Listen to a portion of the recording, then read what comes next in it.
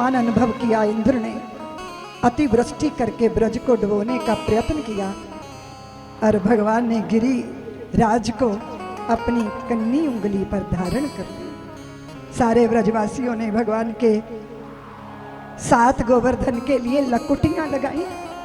सखा पूछ रहे हैं, श्याम सुंदर, गिरिराज को तुमने धारण कर लिया, ये बल तुम्हें कैसे मिला? श्याम सुंदर कहते हैं, यशोदा मैया का दूध पिया है ना, गो माताओं की कृपा है ब्रजवासियों, ये तो सब राधा रानी का प्रताप है। सखा कहते हैं, श्याम सुंदर आप तनिक विश्राम कर लो। श्याम सुंदर बोले, हम विश्राम करेंगे तो गोवर्धन नीचे गिर जाएगा। अरे श्याम सुंदर, हमने भी तो गोवर्धन को धारण किया हुआ है। भगवान बोले, तुम नहीं जानते हम भगवान हैं। सखा बोले, एक नहीं, तुम्हारी खोटी चवन्नी यहां नहीं चलने वाली, भगवान बनने की कोशिश मत करो। कन्हैया बोले, तो सखाओ, जब मैं 6 दिन का था तो मैंने पूतना को मार दिया था ना। सखा बोले, तो क्या हुआ, हमने भी तो मरी मराई पे लठियां मारी थी। भगवान का ऐश्वर्य ब्रजवासियों को स्वीकार नहीं है। हमारा कनू, मेरा काना, सिर्फ कृष्ण ही है ऐसे जिन पे सब अधिकार जमा सकते हैं। वे इतने अपने हैं, वो सहज हमारी अपनी सामर्थ्य के अनुसार, हमारी अपनी योग्यता के जैसे बन जाते हैं। 7 दिन लगातार सुदर्शन चक्र ने बैठकर जल को सुखाया और एक तरफ अगस्त मुनि बैठकर जल पान कर रहे हैं। त्रेता में एक बार जानकी जी के मन में बहुत भारी इच्छा आई कि कोई ऐसा महात्मा, ऐसा ब्राह्मण आए जो जी भर के जीमे, जी भर के जीमने वाले। सुना है हमारे मथुरा में बहुत होते थे पहले जी भर के जीमने वाले। कहते हैं जीमने वालों के साथ ही चारपाई जाती थी, क्योंकि वापिस आ नहीं सकते थे चलकर। और ब्रज की एक बिटिया का ब्याह हुआ कहीं, तो उसकी सासू ने कहा कि बहू रानी बिस्तर बिछा के रख, तेरे ससुर न्योता जीमने गए हैं, आते ही सोएंगे। तो बहू रोने लगी, बोले मैं तो भूखों के घर आ गई, मेरे पिताजी के तो साथ ही चारपाई जाती थी और ये भूखे लौटेंगे, आके सोएंगे। कहते हैं लोग कितना माल खाते थे लोग, पता नहीं। यहां माता जानकी को लगा जी भर के जीमाऊं। तुम अच्छे से बनाओ और कोई जी भर के ना खाए तो लगता है कि कुछ कमी रह गई।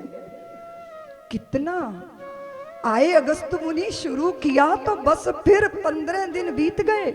गणेश आ गए, कढ़ाई पे पूड़ियां उतार रहे हैं, गोदाम के गोदाम खाली हो गए। कातर दृष्टि से भगवान की तरफ देख के जानकी बोली, इनसे कहो ना पानी पी लें बीच में। और स्वयं बोली, मुनि जब आधा भोजन हो जाए तो पानी पीना चाहिए ना। तो अगस्त मुनि बोले, देवी जब आधा हो जाएगा तो पानी मांग लेंगे। हे भगवान, अभी आधा ही नहीं हुआ। भगवान आए, द्वार पर खड़े हो गए, कनखियों से अगस्त मुनि झांक रहे हैं, पूछ रहे हैं कि प्रोग्राम जारी रखूं, कंटिन्यू या बंद कर दूं। भगवान ने कहा, हो गया, चलो देवी मुझे जल पिला दो। भगवान बोले, नहीं मुनि, जानकी जल नहीं पिलाएगी आपको, आप तो युगों युगों में खाते पीते हो।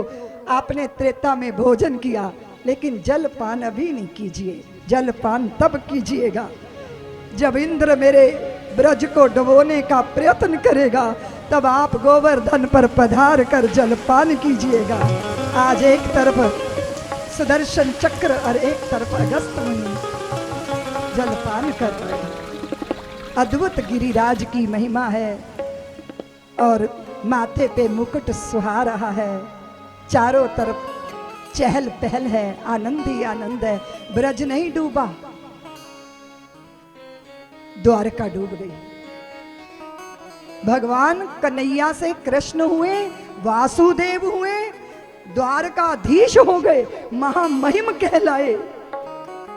द्वारका नहीं बचाए, ब्रज को बचा लिया। क्यों डूबी द्वारका और क्यों बचा ब्रज? क्योंकि ब्रजवासियों ने गौ माता के चरणों की शरण ली थी और द्वारका वालों ने शराब की बोतलें छाती से लगाई थी। भगवान चाहते तो बचा लेते, पर भगवान ने नहीं चाहा। अगर शराब भगवान के खानदान का कल्याण नहीं कर सकी तो मैं और आप तो कौन से बाग के बथुए हैं। गौ माता के चरणों की शरण, गौ माता की सेवा उद्धारक होती है देवियों। इंद्र ने पश्चाताप किया, सुरभि गाय के द्वारा भगवान का अभिषेक हुआ, भगवान को नाम मिला गोविंद। आज से भगवान गोविंद ही कहलाएंगे। अब गैयों के इंद्र तो गोविंद ही हैं। बोलिए गोविंद गोपाल भगवान की इंद्रोवाच।